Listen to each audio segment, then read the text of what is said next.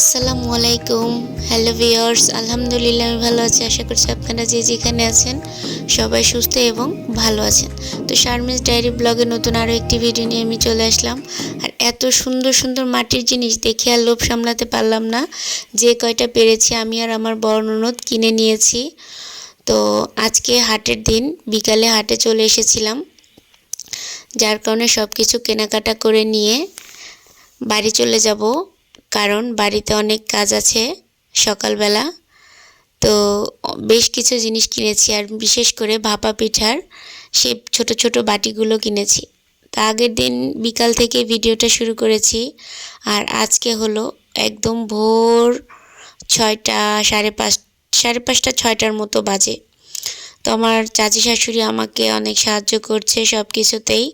তো সে ভাপা পিঠার চাল রেডি করে নিয়ে তারপরে হচ্ছে নারকেল কুড়াচ্ছে, আর আমার চাচি শাশুড়ি হচ্ছে এদিকে এগুলো হচ্ছে মানে পাটারি বলে, সেগুলোকে সুন্দর করে কিচি কিচি করে কেটে নিচ্ছে। যেহেতু সকাল সকাল আজকে ভাপা পিঠা হবে আর জামাই আদরও করা হবে, কারণ বড় দুলাভাই বাড়িতে এসেছে, তার জন্য বেশ পিঠা বানানো হচ্ছে। সে যতটুকু আমি পারছি ততটুকুই চেষ্টা করছি বড় ননদের হাজবেন্ডকে খাওয়ানোর জন্য। তো এই যে সব কিছু রেডি হয়ে গিয়েছে, এখন হলো পানিও চুলায় দিয়েছে, পানি ফোটার জন্য ওয়েট করা হচ্ছে। এখন সব কিছু বানিয়ে বানিয়ে শুধু চুলায় দেওয়া হবে, আর গরম গরম ভাপা পিঠা সবার খাওয়া হবে। আর সেই জন্য সবাই বসে আছে চুলার একদম পাশ দিয়ে। আর যেহেতু ভোরবেলা গরম গরম ভাপা পিঠাগুলো খেতে অনেক ভালো লাগবে।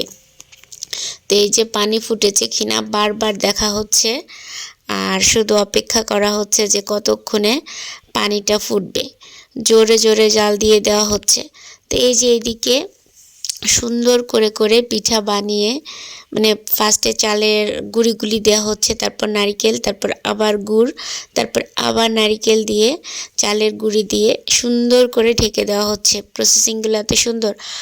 আর কিনতে তেমন একটা ভাপা পিঠা শহরে আমরা পাই না, যেরকমটা গ্রামে সুন্দর ভাপা পিঠা পাওয়া যায়।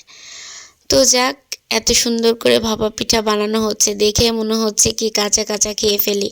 আমার বড় ননদ তো বারবার বলছে যে এভাবেই খেয়ে ফেলি, ভাপ আর দেওয়ার কি দরকার আছে। তো যাক, আমার পুরো ভিডিওটা দেখার জন্য সবাইকে অনুরোধ করা হলো। আর ভিডিওটা যদি ভালো লাগে তাহলে অবশ্যই লাইক, কমেন্ট এবং সাবস্ক্রাইব করে আমার পাশে থাকবেন এবং আমাকে অনেক দূর পর্যন্ত এগিয়ে নিয়ে যেতে সাহায্য করবেন। যদি ভালো লাগে তাহলে অবশ্যই ভিডিওটা শেয়ার করে দিবেন।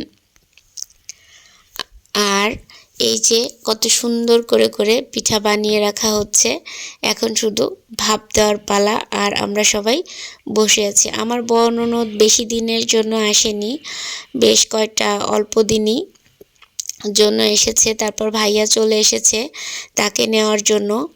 তাকে নিয়ে ভাইয়া চলে যাবে ঢাকাতে।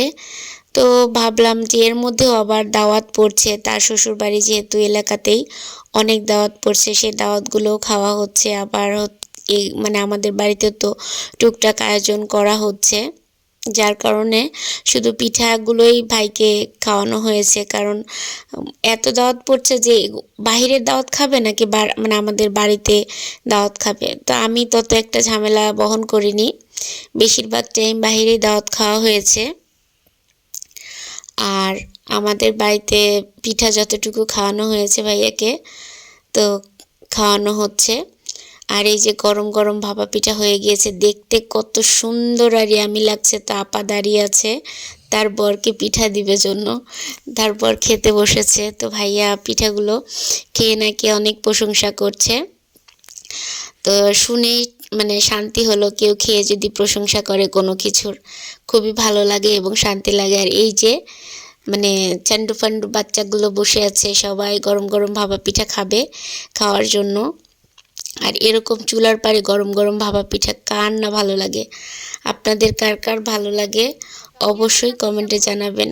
তা আমার ছেলে এই জীবনের প্রথম চুলার পিঠে বসে গরম গরম ভাপা পিঠা খাচ্ছে, আর তার হচ্ছে মুখে এক্সপ্রেশন শুনলাম যে সে কীরকম মানে ফিল করছে। তো বলল যে সুন্দর। আর এই যে আমার মেয়ের আরবি মিসও চলে এসেছে, তো তাকেও জোর করে বসিয়ে দিয়েছি খাওয়ার জন্য। দেখেন আমার বড় ননদ তো ঘুম থেকে উঠেই বসে পড়েছে গরম গরম ভাপা পিঠা খাওয়ার জন্য। সে খুবই মানে এতটা খুশি যে বলার মতো না, যে কত বছর সে খায় না।